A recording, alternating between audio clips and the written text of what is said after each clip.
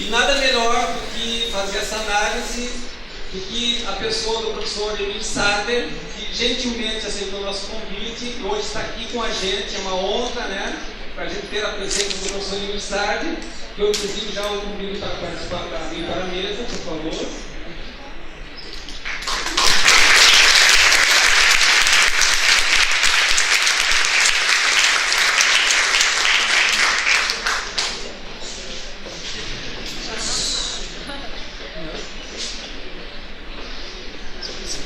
Aqui, ó, pode ser aqui. Obrigado.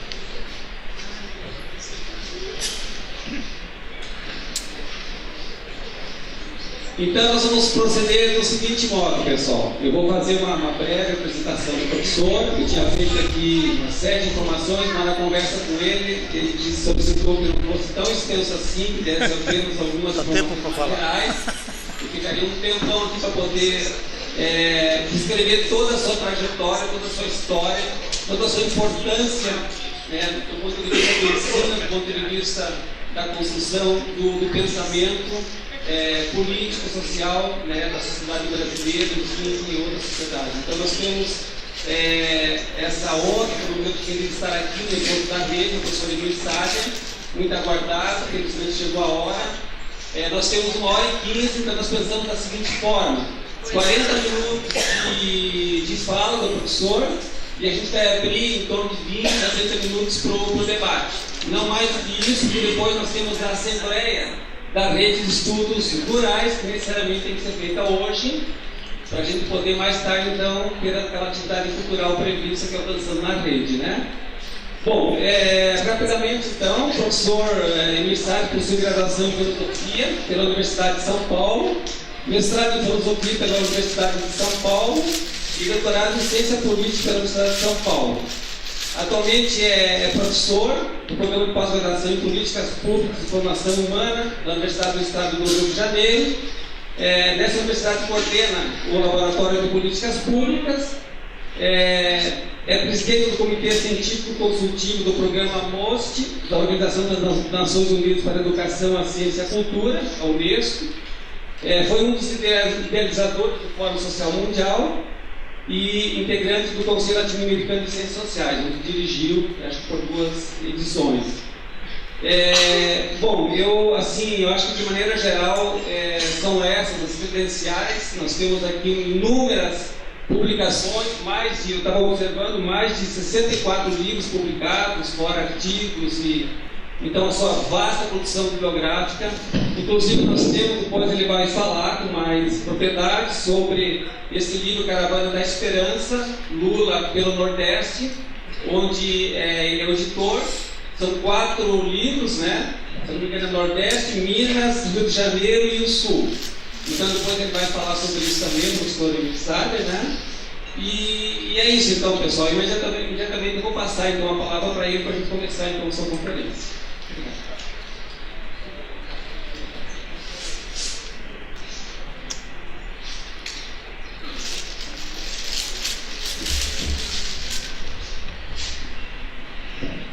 Boa tarde, muito obrigado pelo convite.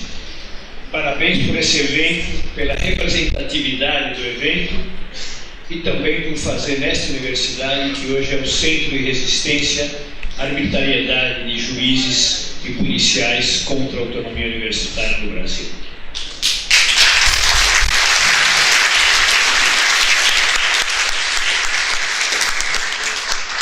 Eu soube hoje que há 2 anos atrás vocês faziam congresso anterior no momento do impeachment, do golpe dado contra Dilma.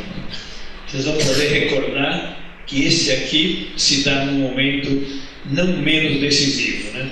Nós abusamos muito da palavra, da expressão, vivemos momentos decisivos. Agora podemos dizer que sim, vivemos momentos decisivos.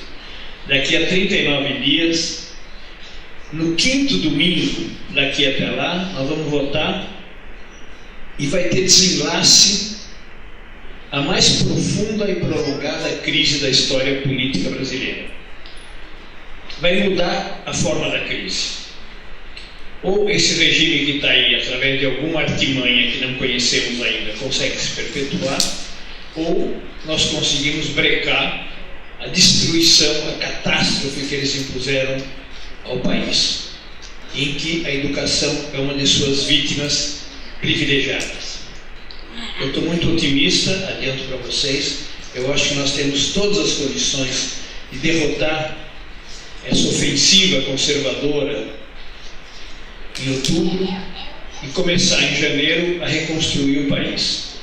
Então vocês têm que se preparar não só para fazer o balanço dos desastres na estrutura agrária, no campo, nas relações sociais, no campo, mas começar a se preparar para uma estratégia de reconstrução do Brasil também no campo, na situação agrária, na situação rural. Não vamos muito atrás para buscar as origens da situação atual. Vamos só tomar uma referência no tempo. A vitória do Lula em 2002. Passou a acalentar na direita brasileira o sonho de derrubar o PT do governo.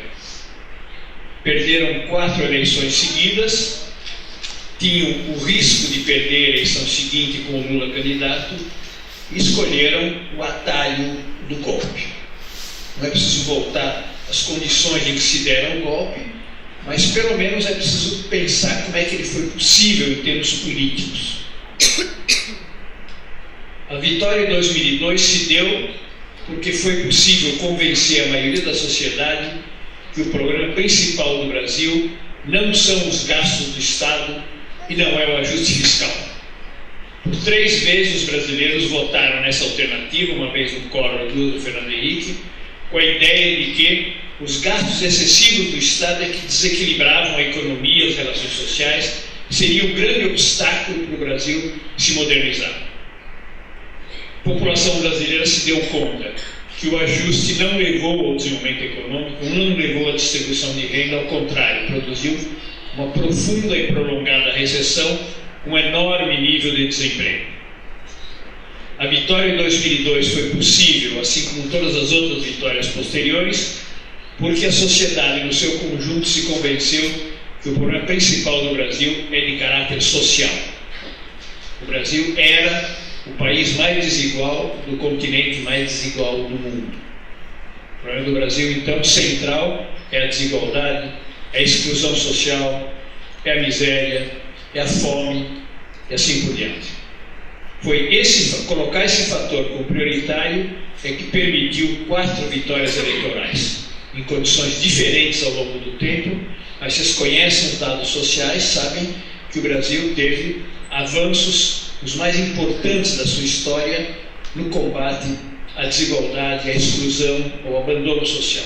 Não vou fazer nenhuma referência a isso, mas é bom recordar. Até porque esse período todo, até agora, terminou com derrotas, e derrotas duríssimas, né? Golpe contra Dilma e prisão do Lula. Não vamos esquecer que foram governos vitoriosos, governos que deram certo. Muitos achavam que não seria possível. O PT teria traído, o Lula não ia dar certo. Não foi o que aconteceu. Foi o governo mais virtuoso da história do Brasil, porque combinou desenvolvimento econômico com distribuição de renda e políticas sociais complementares que diminuiu, que tornou menos insuportável viver no Brasil. A gente vê as cenas agora e se lembra que elas tinham desaparecido. Quantidade de famílias dormindo na rua, crianças vendendo bala nas esquinas, isso tinha desaparecido.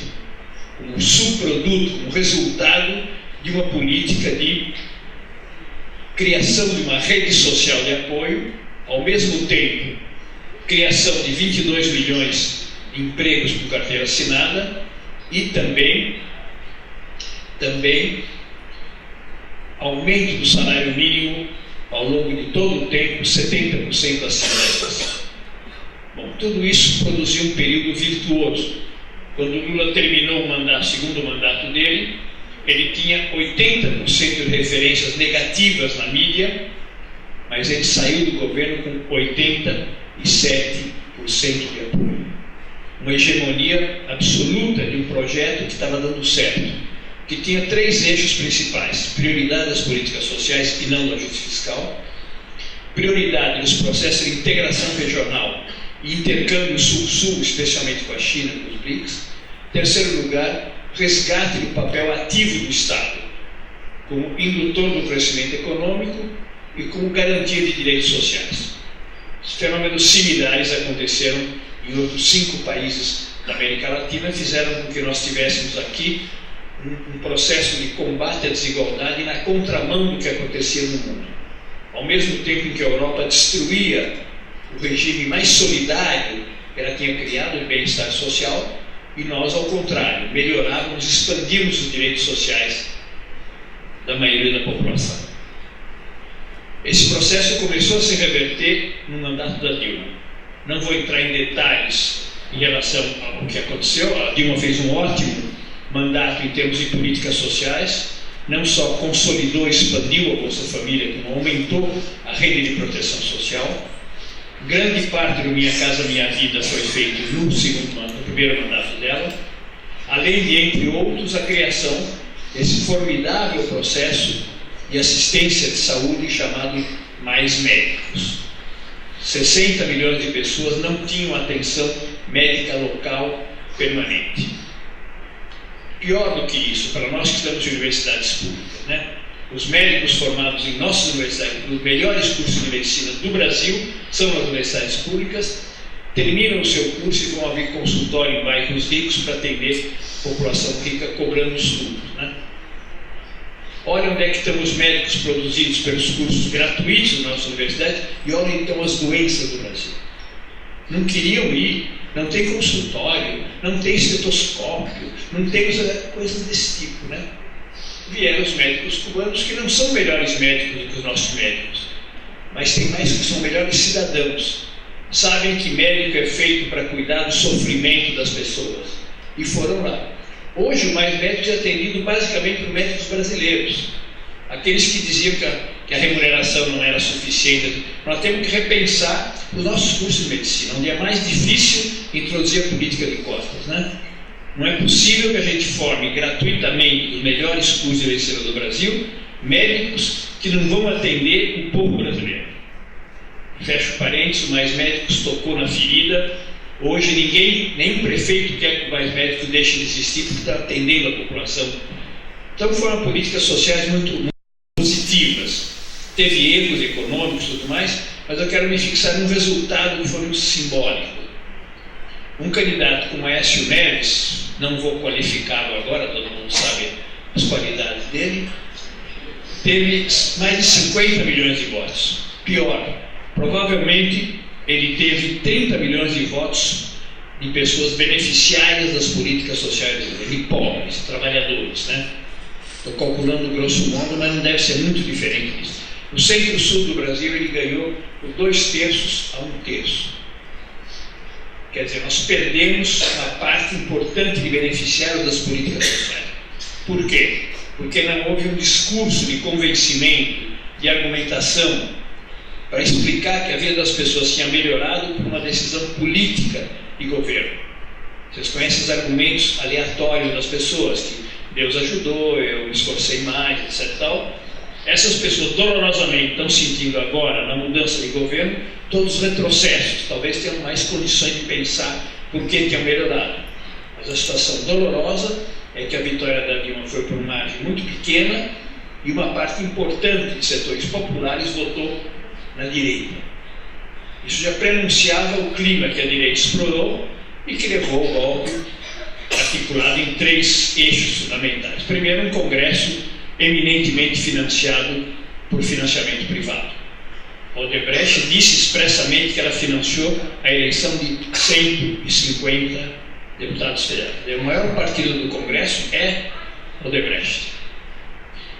Segundo lugar, um judiciário alheio, isento, que não se pronunciou sobre o impeachment da Dilma. O judiciário é feito para abrir a Constituição e saber se as coisas estão correndo conforme as leis ou não. A decisão mais grave que o Congresso brasileiro já tomou, derrubada de uma presidenta que tinha sido reeleita democraticamente recém, não se pronunciou sobre isso. Foi complacente, foi conivente, deixou correr as coisas.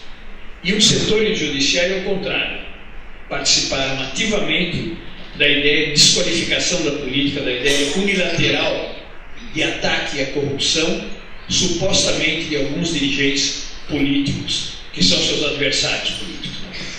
Porque a direita tinha conseguido, valendo-se da mudança de clima durante o governo da Dilma e da eleição, mudar a agenda brasileira.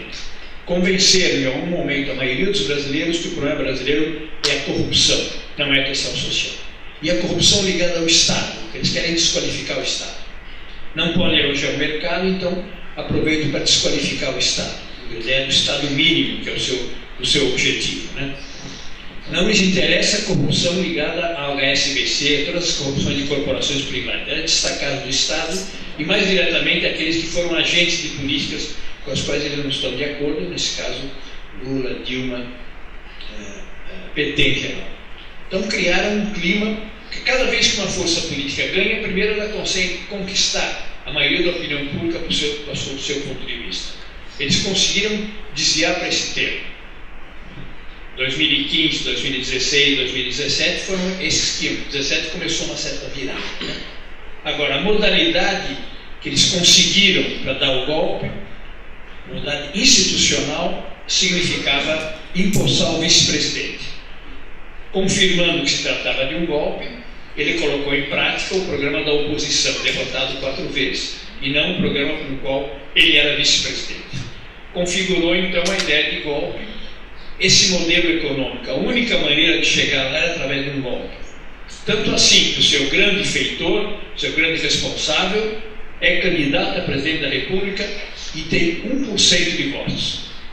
Na ideia de qual é o grau de consenso e apoio popular que tem a política econômica implementada já durante quase 3 anos. É uma confissão de que ela atende estritamente ao interesse dos banqueiros. O capital financeiro. Um capital financeiro que não financia mais a produção, nem o consumo, nem a pesquisa. Vive de compra e venda de papéis. Capital financeiro que assume um caráter especulativo. No fim do dia, quando dá um resultado da Bolsa de Valores de São Paulo, não sei quantos zeros tem lá, não se produziu nem um bem, nem um emprego. Dinheiro existe, olha os balanços semestrais, trimestrais, anuais dos bancos privados. Olha a grana que eles têm. Só que eles vivem do endividamento das pessoas. Endividamento de governos, de empresas e de pessoas. Esse capital financeiro vive disso. Se enriquece no endividamento, se enriquece na recessão. Então não é verdade que está faltando dinheiro, é preciso cortar. O dinheiro existe. Só que ele está sendo alimentado pela taxa de juros astronômica, que na verdade alimenta a especulação financeira. Isso é que se transformou o Brasil. Agora os banqueiros nem sequer delegam a outros, dirigem diretamente a política econômica. O presidente do Banco Central, coitado, tem dupla jornada. De manhã ele trabalha no seu banco para gestionar os interesses do banco. E à tarde ele trabalha no Banco Central em função dos interesses dos bancos privados. Diretamente, não há mais intermediação nenhuma, né? Então esse é o Brasil que eles produziram. Foram obrigados por essa modalidade de instalar lá um vice-presidente, o Arcorja, o governo mais corrupto da história do Brasil, e o Supremo Tribunal Federal olha para o lado, finge que não acontece nada, vai passar para a história como aquele que foi conivente desse governo que está aí. Bom, isso foi o que aconteceu. Eles tinham essas duas obrigações não, objetivo. Primeiro, utilizar o vice-presidente e a equipe política dele. Segundo, reinstalar o modelo neoliberal. Não aprenderam nada do que aconteceu no Brasil e na América Latina. Aplicaram o mesmo ajuste fiscal dos anos 90. Naquela época havia uma certa inflação descontrolada, tinha um certo objetivo. Hoje não havia nem isso. Então, cortar, produz mais recessão, mais desemprego. 27 milhões de pessoas sem trabalho. Afora a quantidade de pessoas em trabalhos precários. Eles usam palavras mais bonitinhas, né? Informal, né? Flexível. Parece que vocês querem que a gente seja flexível ou inflexível? Flexível. Formal ou informal? Informal. Só que na prática significa trabalhar sem carteira de trabalho, sem licença maternidade, sem 13º, sem férias, sem nada. Que é o que está acontecendo brutalmente. Eles formalizaram isso, retirando os direitos da legislação do trabalho. Hoje, qualquer negociação salarial começa, sabe como que? Não é discutindo o aumento, discutindo qual vai ser a jornada de trabalho. Porque nem isso está estabelecido. Como disseram amplamente, o negociado predomina sobre o legislado, quer dizer, não há piso. Como tem uma massa de desempregados lá fora, as pessoas aceitam trabalhar em condições horríveis, horríveis. Isso é que significa os retrocessos sociais. Começaram com o congelamento das políticas sociais, que a Constituição, depois da ditadura, destinou obrigatoriamente recursos específicos para políticas sociais a nível municipal, estadual e federal. Era uma obsessão dele a desvinculação. O que era? Congelar os recursos de políticas sociais. Outras coisas não se congelariam, mas hoje está congelado dessa maneira. Por isso, com razão, o Lula fala que para tornar o Brasil governável, a primeira coisa é um referendo revocatório, para o povo se pronunciar, a começar por esse congelamento, sobre os direitos do trabalho, sobre todas as maldades que esse governo fez, submeter à vontade popular. Eventualmente, até mais, convocar uma Assembleia Constituinte, porque a República Brasileira está desfeita. O Congresso fez o que não tinha direito de fazer, aquela chamada pedalada fiscal, não tem nenhuma razão para, na base dela, derrubar a Dilma. O Judiciário não cumpriu os seus papéis e o governo é um governo ilegítimo. Mas voltando para a questão, o tripé do golpe foi Congresso, Judiciário e meios de comunicação, fundamentais para criar um clima de caos. Parece que no fim do governo da Dilma a gente estava numa situação caótica no Brasil. Corrupção campeada amplamente e supostamente a situação econômica estava descontrolada. Vocês se lembram que eles, nessa hora, eles exploram profundamente a inflação.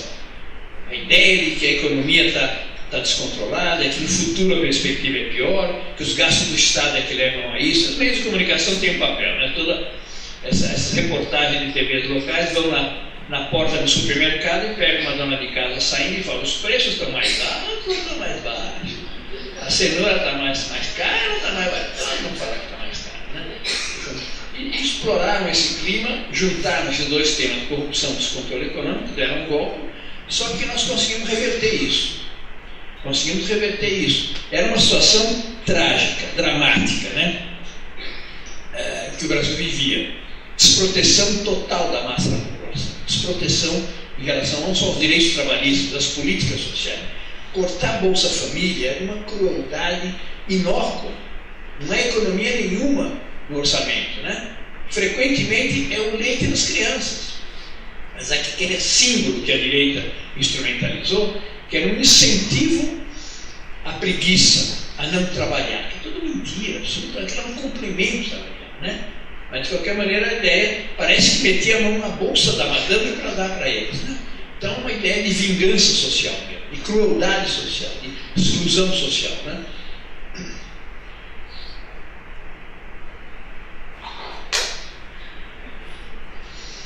Bom, essa situação foi revertida. Não simplesmente porque eles fracassaram. Foi revertida porque o movimento popular começou a tomar consciência de como a situação mudava, como a situação tinha se alterado. Como qualquer pessoa hoje, que você te pergunte na rua, a situação era melhor ou pior em termos de emprego, de salário? Não tem nenhuma dúvida, né? Se a pessoa responde, ela vai responder que era melhor. O Brasil chegou, no fim do governo da Dilma, quase ao pleno emprego, quer dizer, 4,6% de desemprego. É extraordinário isso num país com essas dimensões, com esse mercado de trabalho absolutamente fragmentado, né? Com a mão de obra desqualificada em grande parte do país, né? É um resultado que a gente tem que valorizar enormemente, porque eram empregos com carteira de trabalho, dá cidadania às pessoas, né? Era ser sujeito de direitos ao ser cidadão, ao ter carteira de trabalho, ter contrato de trabalho, né? Eram coisas formidáveis, né? O prestígio do Lula não veio do nada, veio porque ele personifica isso, né? E acho que essa virada importante começou justamente com as caravanas do Lula, né? Um pouco antes, né? Teve uma sexta-feira que a polícia bateu no apartamento que é o mesmo apartamento que o Lula vivia quando era líder sindical, né? Não sei onde é que está todo o dinheiro que ele ganhou na corrupção. bateram na porta dele sem autorização nenhuma, invadiram o apartamento dele. Você sabe onde é que eles foram buscar dinheiro? Embaixo do colchão, porque pobre esconde dinheiro embaixo do colchão. Essa mentalidade. Não saíram com nenhuma fotografia, com nenhuma mala de dinheiro, com nada para poder acusar. Nada. É o ódio de classe. Você sabe aquele juiz de Curitiba, você sabe como é que ele se refere ao Lula, por escrito e oralmente para os seus colegas? Nove em inglês, pelos 9 dedos que o Lula tem, porque perdeu um dedo em acidente de trabalho numa máquina. Olha o ódio de classe. E o Supremo Tribunal Federal reiteradamente disse que esse juiz é isento para julgar o Lula.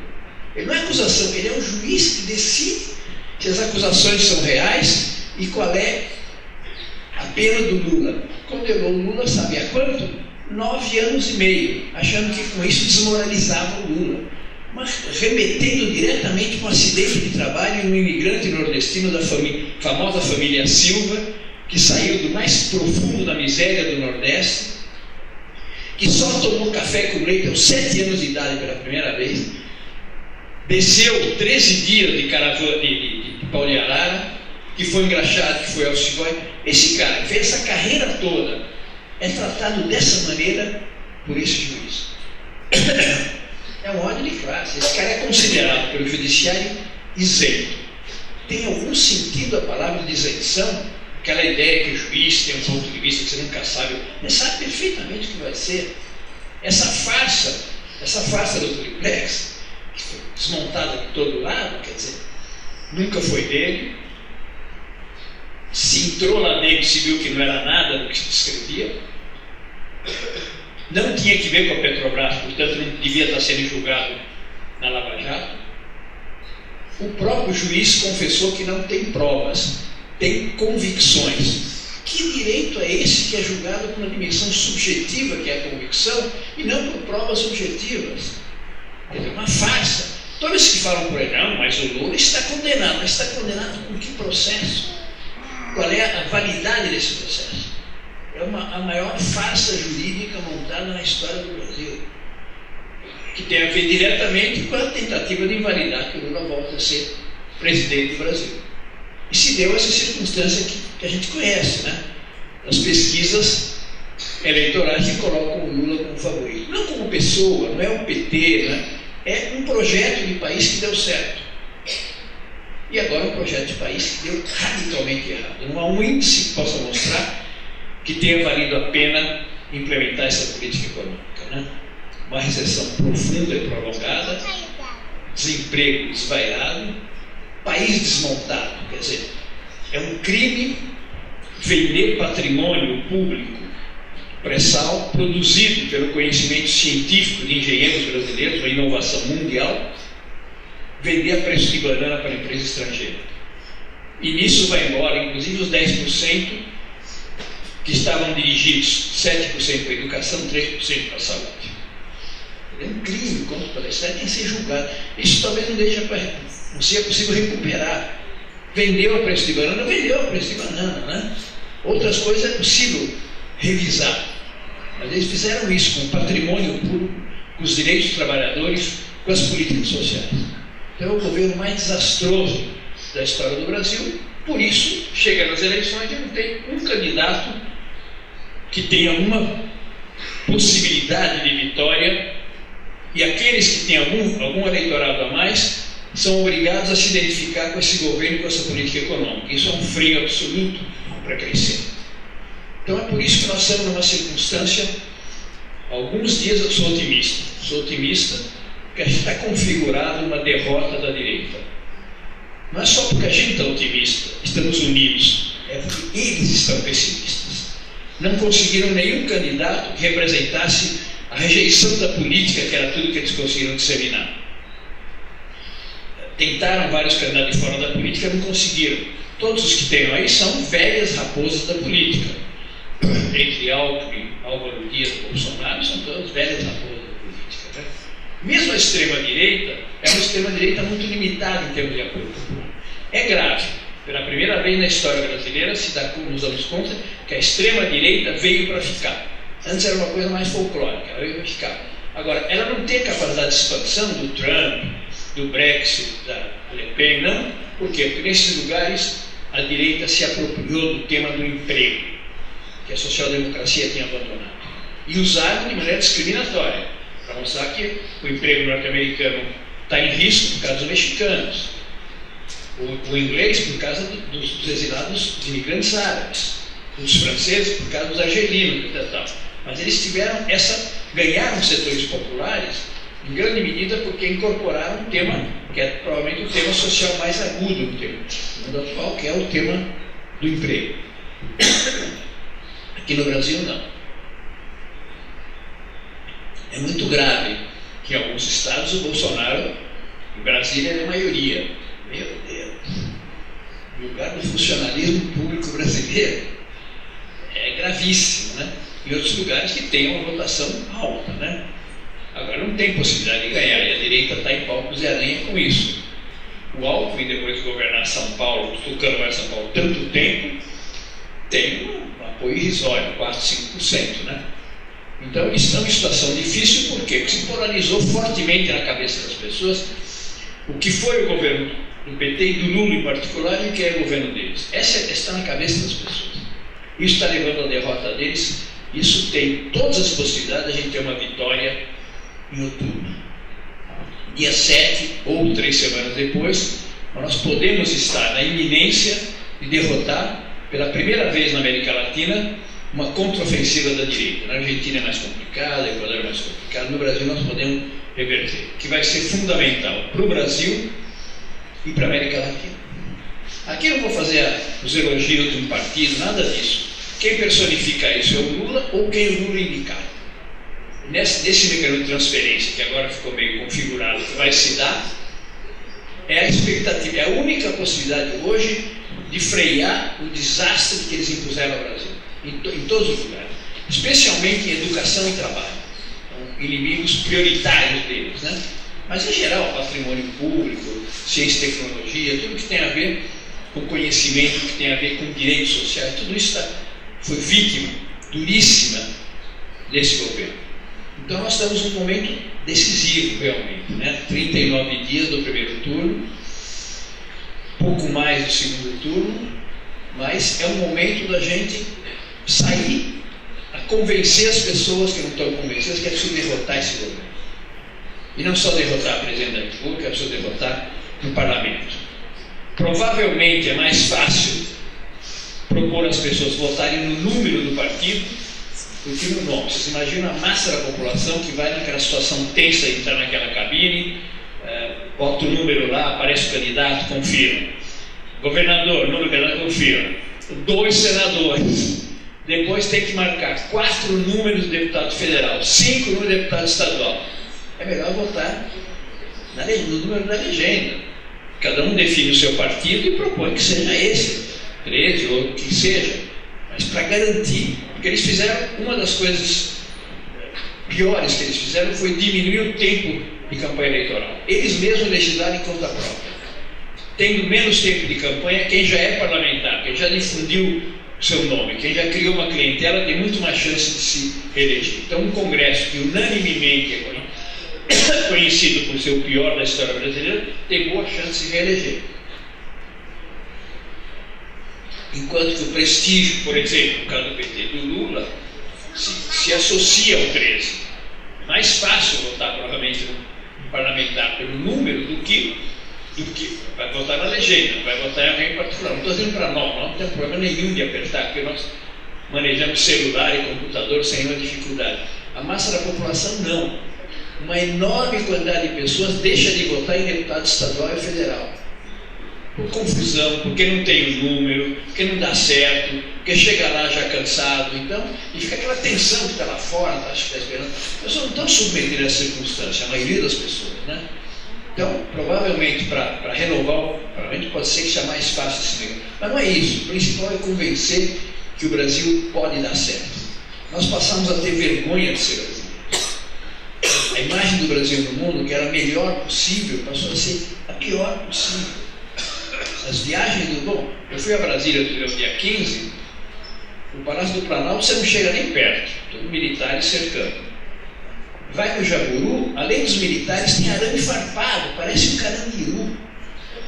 Aí você vai no Palácio da Alvorada, é o vazio de poder, porque ele não teve estrutura psicológica para morar no Palácio Presidencial, ele foi continuar morando na vice-presidência.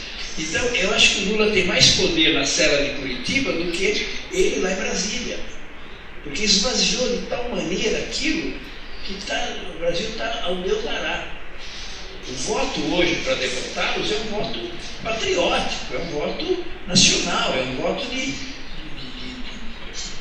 solidariedade com a massa da população pelo que ela sofre, mas é também um voto para recuperar a estrutura educacional brasileira. É impressionante o que eles estão fazendo. Eu circulei, fui às 4 caravanas do Lula. E em qualquer estudo de educação, tem a ordem do Ministério da Educação. Vocês têm 120 professores, diminuam para 80 em abril, assim, né? Dessa ordem. Né? E cortam o recurso correspondente. Né? Uma devastação. Olha quem é o ministro, quem foi o ministro da Educação, quem foi o ministro da Saúde. Cara que promove o plano privado de saúde. Ao invés de fortalecer o SUS, etc., que é o mais generoso, mais democrático plano de saúde existente no mundo, ao qual faltam recursos, né? Mas eles promovem, o ministro da Educação, o governo do Estado promove o plano privado de saúde, né? Promove a educação privada. A educação democrática é a educação pública. A outra educação é business, é ganhar dinheiro, inclusive por grandes empresas estrangeiras entrando no país, né? Então, o nosso é um movimento patriótico, né? Patriótico. Eu acho que não é por coincidência que o Lula escolheu um cara que foi um grande ministro da Educação, que foi o Fernando Haddad, que no Nordeste tem 9 universidades públicas novas criadas no governo do PT, afora os campos criados. Agora, nenhuma dessas universidades, a sua reitoria está em capital, está no interior do Nordeste. Tem universidade no sul do Piauí que funciona há 10 anos. Antes era preciso escolher alguém da família para estudar em Recife, Salvador, São Paulo, agora está todo mundo lá. Inclusive os pais deles, na primeira geração chegam à universidade.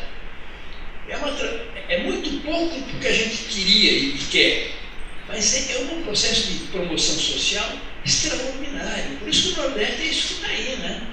Por isso que receberam o Alckmin do jeito que receberam, né? E receberam o Lula, vocês vão ver lá do jeito que receberam, né? Porque são eles, né? A identificação direta com ele. Acabou o jegue, todo mundo tem moto, né? Tudo que significa para o jovem ter moto, não só como status, como circular e tudo mais. Eu não vou continuar com a história, mas escutar as histórias do que significou para eles perder emprego, desarticular empresas produtivas, perder Bolsa Família, ter que devolver o Minha Casa Minha, olha a quantidade, mais de 70 mil casas do Minha Casa Minha Vida foram reapropriadas pelos bancos privados. A pessoa continua a pagar, porque se comprometeu a pagar, mas não pode continuar na casa porque não está em dia. A pessoa tem o sonho da casa própria, depois deixar de ter uma maldade brutal. Nós temos que derrotar essas coisas para defender todas essas pessoas, todas essas pessoas fragilizadas, abandonadas. Então, retomo o que eu falei no início, nós estamos próximos de impor uma derrota histórica à direita brasileira, aos seus candidatos, aos seus partidos, aos seus meios de comunicação e ao seu judiciário, que se transformou num partido político da direita no Brasil. Vamos ser otimistas, vamos trabalhar duro até lá para convencer as pessoas da necessidade de impor essa derrota, eleger um parlamento melhor, eleger um grande governador em Santa Catarina, por que não? E recomeçar a construção do Brasil, tirando as lições positivas e negativas do passado. Nós conquistamos o direito de voltar, conquistamos, digo, o povo brasileiro, de voltar a governar este país. Muito obrigado.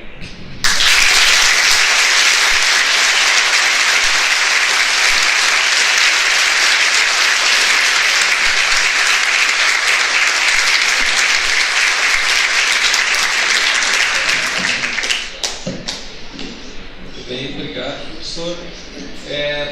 abrir imediatamente para o debate. Nós temos em torno de 20 minutos, então, para a gente fazer o debate. Aqui na frente, sim.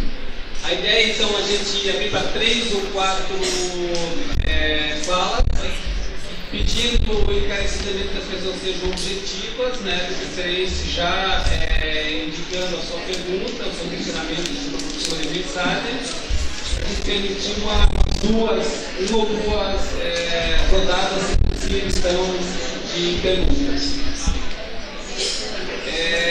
Só nome? Yuri, pode ser até.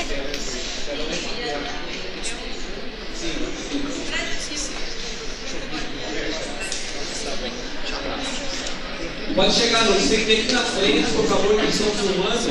Mas se puder vir aqui, com o microfone. Boa tarde a todos. Quando o professor falou da universidade, da expansão da universidade, a gente que é de Marabá, a gente não tem como não lembrar da Unifespa. Inclusive eu fui lá em Belém com o Haddad, era ministro da Educação, levar lá a pauta da Unifespa. E hoje a Unifespa, a reitoria, é uma cidade que é Marabá, que é a 600 quilômetros de Belém, que é a capital. Então o estado do Pará é um estado continental. Então, assim, é óbvio que houve muitos avanços no governo do PT. Eu acho que foi o partido que mais democratizou esse país, as instâncias republicanas. Mas, ao mesmo tempo, eu acho que os eleitores cobram do PT uma autocrítica, né?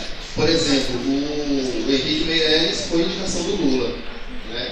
O Joaquim Levy da presidente Dilma, e que eu acho que cansou e machucou também os eleitores do PT e a base social do PT. Cátia Abreu. E a Cátia Abreu e tal. Então, eu acho que não está na hora de o Partido dos Trabalhadores, como é o maior partido da América Latina, de esquerda, progressista, fazer uma autocrítica e também esse hegemonismo, porque hoje a gente tem outros campos, né? Tem o Boulos, tem a Manuela Dávila, tem o Ciro Gomes, e que de repente teria um apoio, isoladamente eles não têm condições de ganhar, mas se tivesse um apoio do PT, mas parece que o PT ainda procura um hegemonismo e eu acho que isso acaba dividindo um pouco e atrapalhando o rumo do país, né? Então, eu acho que é uma cobrança dos eleitores, da base social, do PT, daqueles pobres e tal, desse país, uma autocrítica que eu particularmente espero muito do PT, essa autocrítica de Joaquim Levy, Henrique Meirelles, que são pessoas que tiveram políticas desastrosas. Cátia Abreu, e no campo também.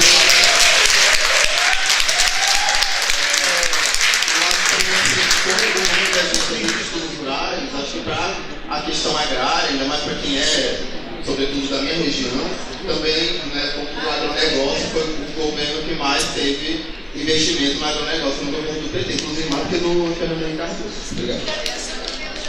Tabajara. Você está na fila? Eu só queria, professor, fazer menção a 3 aspectos internos que estavam por trás da derrubada da Dilma. Eu vi uma entrevista recente com o Guilherme Estrela e eu achei muito interessante ele fazer um link. O Guilherme Estrela, o engenheiro Guilherme Estrela, chamado pai de pressão, vinculando a questão interna, sobretudo com a criação do BRICS e com o pré-sal. E eu gostaria de um comentário seu vinculando com essa questão externa. Mais alguém, pessoal? Okay.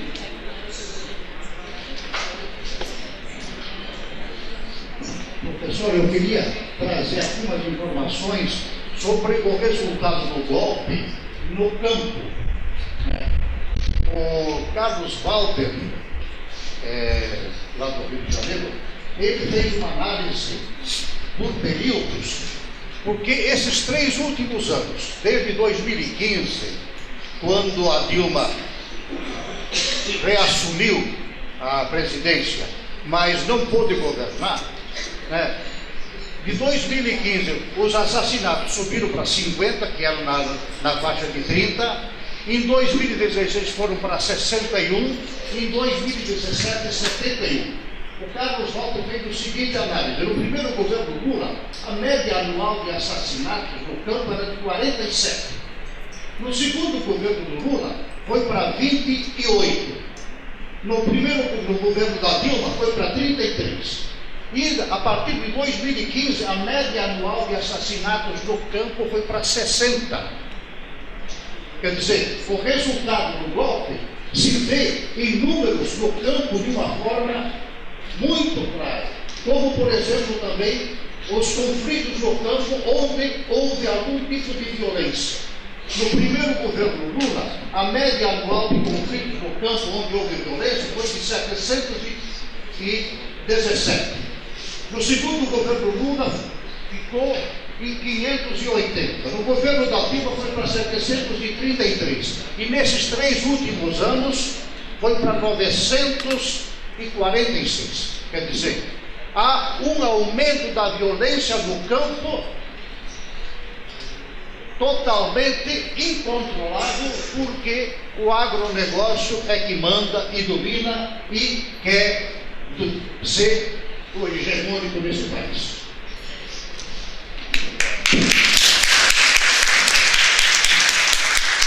Muito obrigado pelas perguntas. Eu acho que o PT primeiro tem que se felicitar porque o seu governo deu certo. Aqueles que acharam que o governo ia dar certo têm que fazer autocrítica muito maior do que o PT. Nada do que de bom aconteceu no Brasil seria possível para as visões que o PSOL tinha naquela época. O PSOL achava, o PT traiu, o Lula vai dar errado. O PT não traiu, o Lula deu certo. E aconteceu um período extraordinário de avanço na história do Brasil.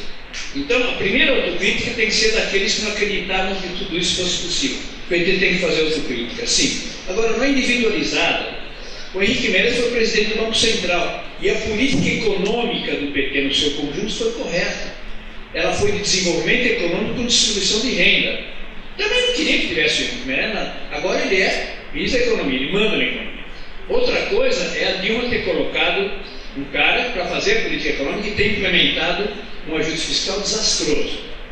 O segundo mandato da Dilma foi desastroso, devemos dizer, com todo respeito por ela. Eu sou companheiro de militância dela da clandestinidade, então tenho uma relação pessoal. Mas foi isso aí sim, porque era para dirigir a economia e implementar um ajuste fiscal que era desastroso, porque afetava os trabalhadores, isolava politicamente e aprofundava a recessão.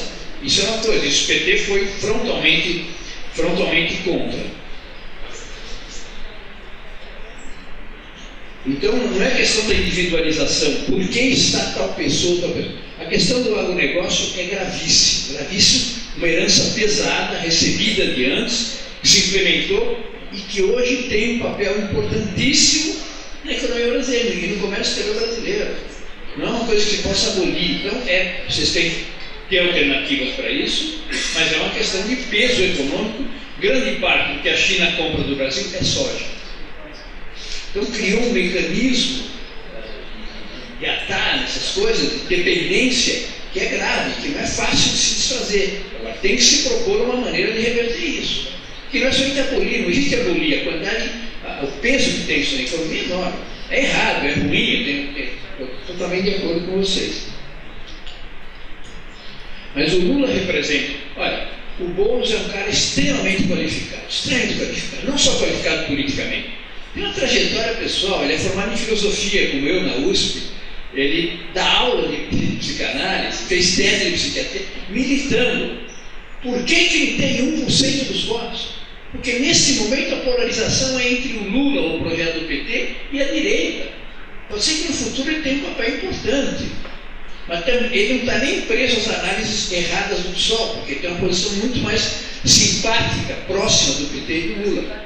Mas nesse momento esses caras não têm alternativa. A Manuela está integrada no projeto do PT. Hoje é tão monstruoso o que foi feito, é tão difícil reverter, nós precisamos do Lula. Não dá para falar, não, então o Ciro Gomes seria destruído em uma semana. Quem lembra da campanha de 2002, ele era favorito, estava em primeiro lugar. Faz aquelas coisas brutais de maltratar as pessoas. O Serra pegou uns filmes dele e em uma semana eliminou o Ciro, desapareceu. Ele não agrega, é uma personalidade individualista. Ele teve no governo, ele foi convidado pelo Lula para ir para a transposição de São Francisco, porque ele era ministro da Integração Nacional, participou daquilo. Ele não foi. Ele tem coisas totalmente ele. Certo? Nós precisamos mobilizar tanta gente, agregar tanta gente para poder reconstruir o Brasil, que não é com dirigente assim. Certamente, se ele topasse, seria ministro do próximo governo. Não vai querer. Mas é alguém que tem a colaborar. Com o Boulos, pode ser perfeitamente ministro. E no futuro pode ter papel importante no Brasil. Como a Manuela vai ter, como o Haddad vai ter, como a Gleisi vai ter. Tem toda uma nova geração de políticos. O Lula não está fechando espaço, ao contrário, ele está promovendo uma nova geração. Está apontando para Haddad e Manuela. É uma coisa nova. E teve, no último discurso dele, em São Bernardo, eu estava lá, uma atitude absolutamente generosa com o Boulos, com a Manuela. A Manuela também que era candidata, mostrando que ele está ligado, né? Então, o Lula não é obstáculo para a renovação, é obstáculo para a direita continuar no poder. Só quem tem a popularidade, a capacidade de agregar que ele tem, pode reunir essas forças. Pode ser que não seja ele, seja o Haddad, mas ele vai colocar todo o poder de coordenação dele a favor disso. E acho que é um projeto muito importante. É preciso lembrar o seguinte: os Estados Unidos estavam muito deslocados na América Latina com aqueles governos progressistas. O Wikileaks comprovou que a espionagem do governo americano na presidência da República, Ministério de Minas Gerais e Petrobras, foi feita, e depois os Estados Unidos pegaram esse material e colocaram na mão do Moro e dos seus colegas. Eles começaram a investigar a Petrobras a partir dos dados da espionagem, sabiam de coisas, né? Então, na verdade, é um tema grave. O fato do Brasil estar nos BRICS, os BRICS é o embrião de construção de uma nova ordem mundial. Então, é fundamental. Os BRICS estão esperando o Brasil voltar a participar. A América Latina, através do Brasil, voltar a participar. O pré-sal foi uma coisa que afetou muito os Estados Unidos, né? Quando se descobriu o pré-sal, eles mobilizaram de novo a frota naval deles, ameaçar. Não tinha que ameaçar coisa nenhuma, né? Mas, na verdade, essas coisas todas afetavam. Quando veio o golpe no Brasil, o Obama, que dizia que o Lula era o cara, a Hillary, que vinha aqui aprender política social com a Dilma, ficaram calados, ficaram felizes, porque eles querem uma política neoliberal. Foram na Argentina comemorar com o Marx, etc. Essa é a política deles, né? O Brasil incomodava, o Lula incomoda muito, né? Então, eu acho que os Estados Unidos foram certamente um participante ativo da articulação desse golpe. O fato que o Moro, segunda, quarta e sexta, vai para os Estados Unidos, né? É homenageado, etc. Lá, e leva lá as honras que ele tem, etc. O currículo dele e tudo isso, né? Em relação ao campo, eu estou especialmente qualificado para falar, mas esses dados aí demonstram o que representou, né? O que representou isso. O MST fala, né? A desarticulação de todos os programas sociais, educativos, etc., que era muito importante. A quantidade de membros do MST que fizeram mestrado em universidades públicas, e agora cortou tudo, cortou bolsa, cortou nada. Ao mesmo tempo qualificar em termos educacionais, melhorar em termos tecnológicos, melhorar em termos econômicos, uma coisa extremamente virtuosa, né? Então, acho que foi o campo é um dos lugares que se pagou o preço mais caro nisso tudo, e precisa ter agora uma força fundamental para retomar. Obrigado.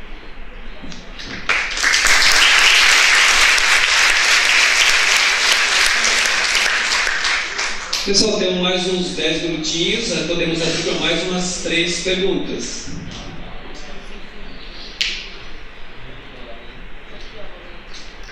Oi, o William Pérez, da Universidade Federal da Fronteira Sul. É mais por algumas leituras que estão sendo feitas, particularmente que eu tenho lido mais na CIF, sobre os riscos do golpe dentro do golpe, de inviabilizar mesmo a chapa do Haddad e da Manuela. Se tem uma leitura em relação a isso. Mais alguém, pessoal? Mais umas 2 perguntas para a gente encerrar. Não? Não, opinar sobre a trama jurídica é muito difícil, né? Escapou de qualquer racionalidade. Quem ia imaginar que aquelas pedaladas fiscais levassem a um golpe? Quem ia imaginar que aquelas declarações naquele domingo vergonhoso levassem ao golpe contra Dilma? Ou mesmo essa farsa do processo contra o Lula. Tem um fundo político. Por exemplo, a decisão da ONU está tendo um impacto maior do que se imaginava. Não é só porque juridicamente o Brasil está comprometido. é porque os membros do Supremo Tribunal Federal, Barroso e outros, têm ilusão de que possam ter prestígio internacional. Ele foi para a Inglaterra fazer uma declaração de amor ao liberalismo, né? Você sabe o que ele falou lá. O povo brasileiro está viciado no Estado. Esse miserável que se formou em universidade pública, que tem auxílio moradia, que vive nas custas deles do Estado com o salário do Estado, não fala uma coisa dessa. Eles têm um problema de prestígio, né? E afetar com uma decisão dessa ordem. Então, no fundo, tem uma questão política, né? O Moro adiou a questão do sítio, né? O sítio é gravíssimo, né? Aquele pedalinho que a dona Marisa comprou, os netos, aquele é gravíssimo, né? E um sítio que também não é do Lula. Mas ele adiou porque, se ele fizer o processo, sabe o que vai acontecer? O Lula vai ter que chegar cara a cara com ele e falar as coisas para ele. Vocês lembram como é que foi a declaração em Curitiba, né? Saiu com o rabo entre as pernas, né? Tem estrutura. Então, adiou, ao contrário de tentar acumular, porque o que eles fazem para destruir a reputação de uma pessoa é acumular suspeitas. Podem não provar, mas tem tanta suspeita, alguma coisa tem. E depois, só um processo eles levaram adiante. Os outros, nenhum deles foi levado adiante, né? Então, não dá para entender muito essa trama. Tem um habeas corpus aí sendo decidido. Eu acho que só mesmo a derrota política do governo e da direita que vai levar a liberdade do Lula. Pode ser que tenha surpresas positivas, não teve surpresa negativa até agora. Sistematicamente, todos os recursos da defesa do Lula são ajeitados, né? Então a gente olha de fora e fala, os caras estão alinhados partidariamente. Quer dizer, o Lula é um adversário, um inimigo político perseguido por eles, né? Então não dá para opinar muito. Eu acho que politicamente vão ser derrotados. E aí vão ver os efeitos que vai ter na questão jurídica, né? Agora, o problema de democratizar o judiciário é tão importante quanto democratizar os meios de comunicação, com certeza, né? Mais alguém?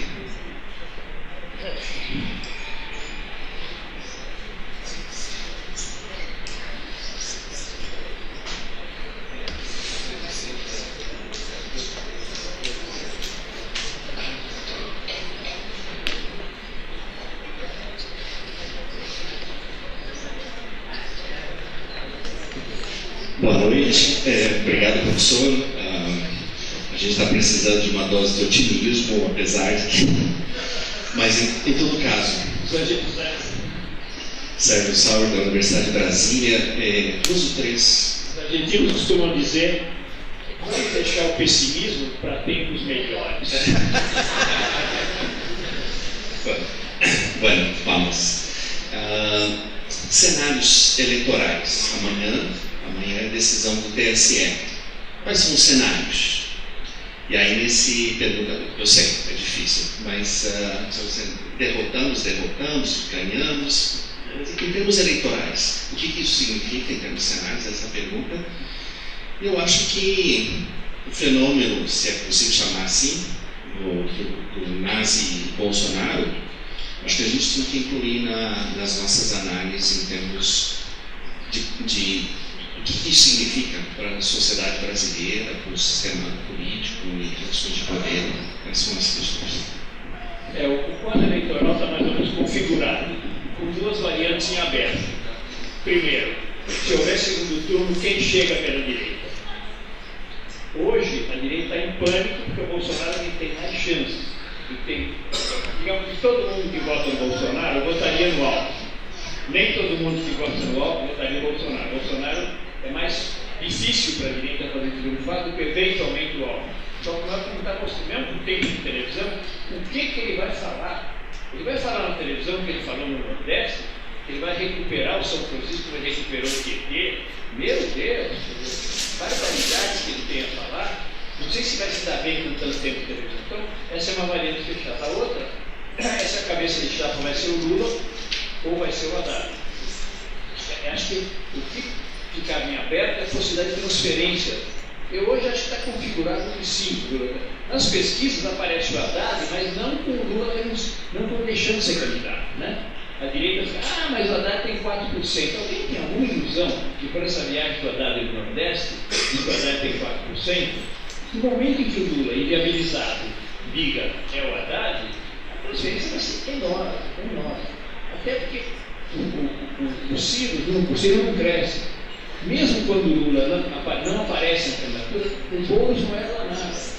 Então, acho que a tendência é a transferência para o Haddad. Então, eu estou achando, depois de 5 anos miseráveis, lembro que o ano de campanha eleitoral foi difícil, foi terrível, eu passei a ser otimista a partir da semana passada. Eu acho que está configurado uma derrota da direita, com o Lula ou com o Haddad.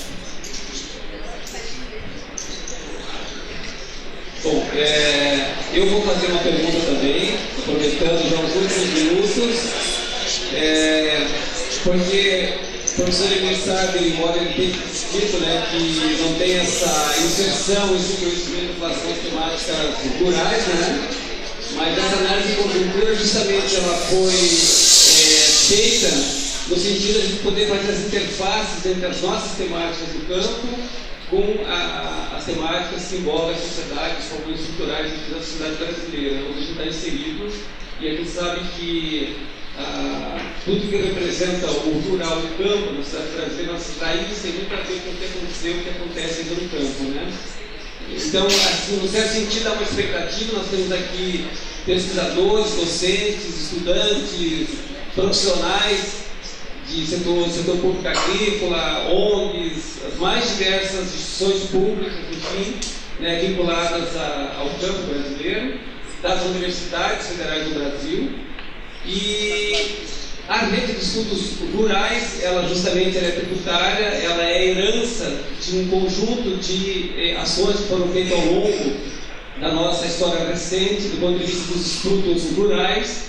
Então, assim, essa expectativa que você está percebendo em relação à necessidade de resolver problemas estruturais no campo brasileiro está sendo depositada agora, né, naquilo que está chamando dessa reconstrução da sociedade brasileira. Sem agronegócio.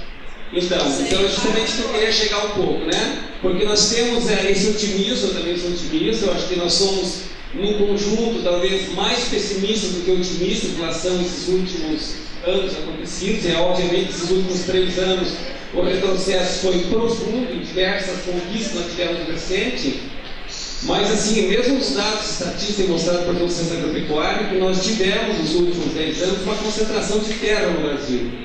Um aumento muito forte da internacionalização das terras, a violência, como já foi citada, a criminalização dos movimentos sociais, o ataque aos territórios dos povos tradicionais do Brasil, né, a violência contra as mulheres.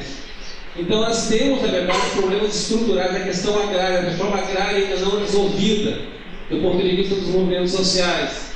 As políticas públicas que foram desmanteladas, mas mesmo essas políticas públicas nos anos de governos democráticos populares não alcançaram o conjunto de populações rurais e camponesas no Brasil.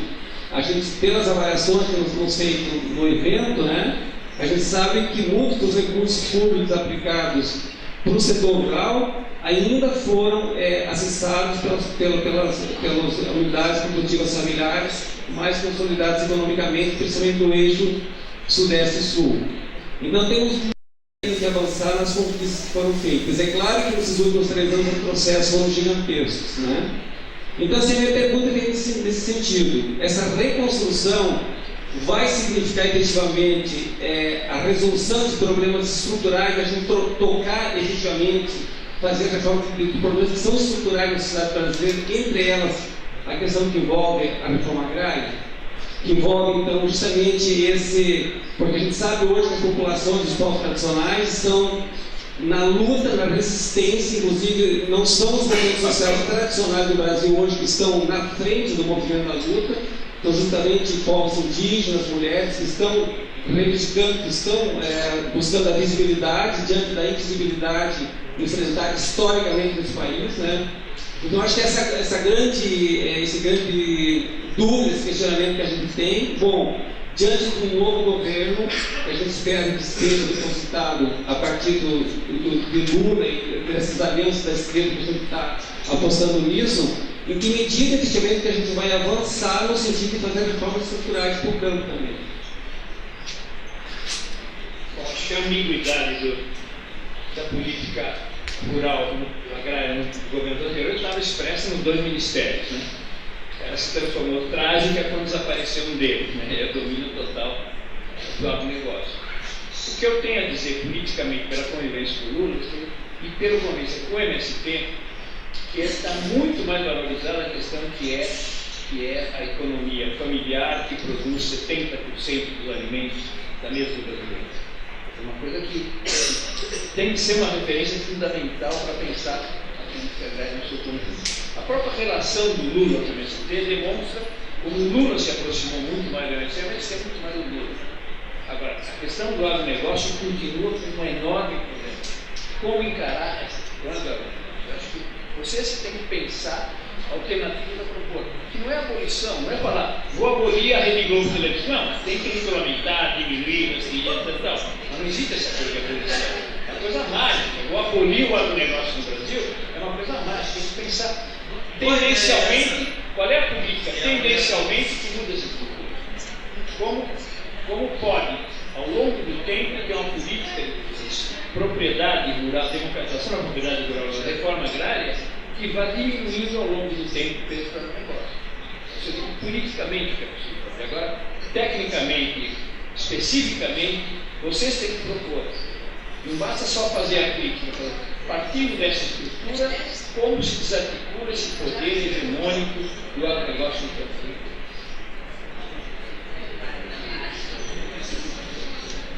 Bom, ninguém mais quer fazer pergunta? Se não tiver, a gente vai dar uma salva de palmas para o professor.